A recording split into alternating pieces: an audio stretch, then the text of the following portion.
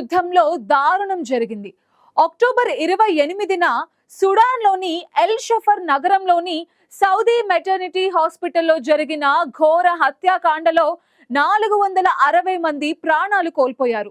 వీరిలో రోగులు మాత్రమే కాదు, వారిని చూసుకునేందుకు వచ్చిన కుటుంబ సభ్యులు, సహాయక సిబ్బంది కూడా ఉన్నారు.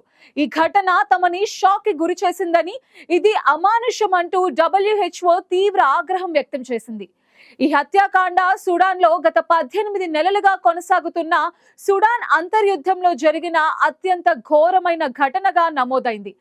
అసలు ఇంతకీ హాస్పిటల్లో ఈ మారణకాండకు కారణం ఏంటి? మానవత్వం కంటే ఆయుధాలకు ప్రాధాన్యం ఇచ్చే ఈ యుద్ధం ఎప్పుడు ఆగుతుంది? Let's watch the story.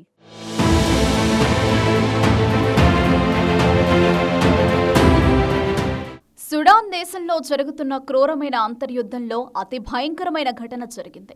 ఈ ఘటన ఎల్ ఫాషర్ నగరంలోని సౌదీ మెటర్నిటీ హాస్పిటల్ను ర్యాపిడ్ సపోర్ట్ ఫోర్సెస్ పారామిలిటరీ దళాలు ఆక్రమించుకుని కాల్పులకు తెగబడ్డారు.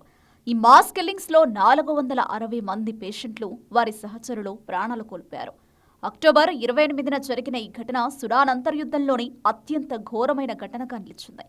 ఈ దారుణ ఘటన విని తాము దిగ్భ్రాంతికి గురయ్యామని WHO director general Tedros Adhanom Ghebreyesus అన్నారు. RSF దళాలు ఎల్ ఫాషర్ నగరాన్ని స్వాధీనం చేసుకున్న తర్వాత ఈ దారుణ ఘటన జరిగింది. లక్షల సంఖ్యలో మా ప్రోగ్రాంలను చూస్తున్నారు, కానీ అందులో 15% మంది మాత్రమే సబ్స్క్రైబ్ చేసుకుంటున్నారు. దయచేసి iNews ఛానల్ను సబ్స్క్రైబ్ చేయండి. బెల్ బటన్ పై క్లిక్ చేయడం మర్చిపోకండి. Thank you. ఎల్ ఫాషర్ నగరం సుడాన్ పశ్చిమ భాగంలో ఉన్న దార్ఫూర్ ప్రాంతానికి కేంద్రం. దార్ఫూర్ ప్రాంతంలో ఈ నగరం సుడాన్ సైన్యానికి చివరి బలమైన కేంద్రం. 18 నెలల సీజ్ ఫైర్ తర్వాత RSF దళాలు ఈ నగరాన్ని ఆక్రమించాయి. గత నెలలో ఈ నగరం ర్యాపిడ్ సపోర్ట్ ఫోర్సెస్ సుడాన్ సైన్యం మధ్య తీవ్ర యుద్ధానికి వేదికైంది. అక్టోబర్ 28న RSF సైన్యం ఎల్ ఫషర్ పై పూర్తిగా ఆధిపత్యం సాధించడంతో సైన్యం చివరి కోట కూడా కూలిపోయింది. అదే సమయంలో నగరంలోని సౌదీ హాస్పిటల్లో ఈ దారుణం జరిగింది.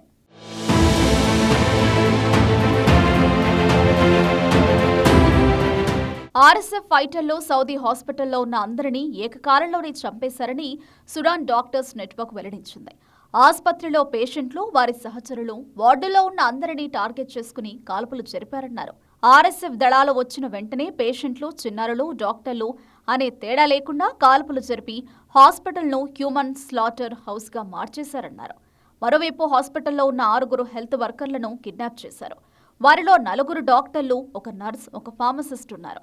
కొన్ని వీడియోల్లో RSF మిలిటెంట్లు మృతదేహాల మీద డాన్సులు చేస్తూ గాయపడిన పౌరులను షూట్ చేస్తున్నట్టుంది. ఈ హాస్పిటల్లో జరిగిన దాడులు 18 నెలలుగా కొనసాగుతున్న దాడులకు తుది పరిణామం. ఎల్ ఫాషర్ నగరం గత 7.5 ఏళ్లుగా RSF ముట్టడిలోనే ఉంది. అక్కడ సుమారు 2 లక్షల పౌరులు చిక్కుకుపోయారు. ఆహారం, ఔషధాలు, నీరు వంటి అవసరాలన్నీ నిలిచిపోయాయి. యోల్ విశ్వవిద్యాలయం, యూనివర్సిటీ హ్యూమానిటేరియన్ రీసెర్చ్ ల్యాబ్ విడుదల చేసిన శాటిలైట్ చిత్రాలు ఈ దారుణాన్ని మరింత స్పష్టంగా చూపించాయి. ఆ చిత్రాల్లో నగరమంతా ఇళ్లు తిరిగి తలుపులు పగలగొట్టి చేసిన హత్యలు, RSF వాహనాల పక్కనే మానవ మృతదేహాల గుంపులు కనిపిస్తున్నట్లు తేలిందే.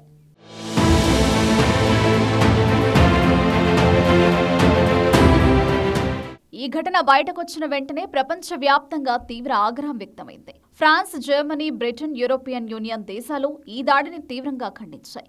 ఇది మానవత్వంపై దాడి అని, నిరపరాధ పౌరులను వారి జాతి ఆధారంగా చంపడం RSF దారుణ క్రూరత్వాన్ని చూపుతోందని యూరోపియన్ యూనియన్ విదేశాంగ చీఫ్ కాజా కాలస్ అన్నారు. అదే సమయంలో Saudi Arabia, Egypt, Qatar, Turkey, Jordan వంటి అరబ్ దేశాలు కూడా ఈ ఘటనపై తీవ్ర ఆందోళన వ్యక్తం చేశాయి.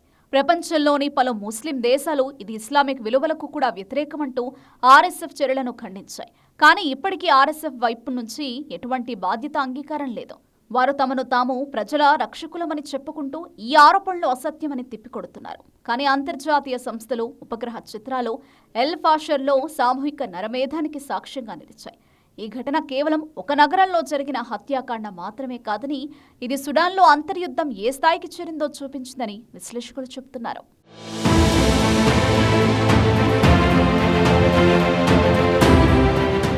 సుడాన్ సివిల్ వార్ 2023 ఏప్రిల్ 15న మొదలైంది. సుడాన్ సైన్యం, RSF మధ్య యుద్ధం 40,000 మరణాలు, 14 మిలియన్ల మంది వలసలకు కారణమైంది. RSF దార్ఫూర్, కోర్డోఫాన్ కంట్రోల్లోకి తీసుకుంది. సుడాన్ సైన్యం ఖార్తూమ్, ఈశాన్య ఉత్తర భాగాలపై పట్టు సాధించింది.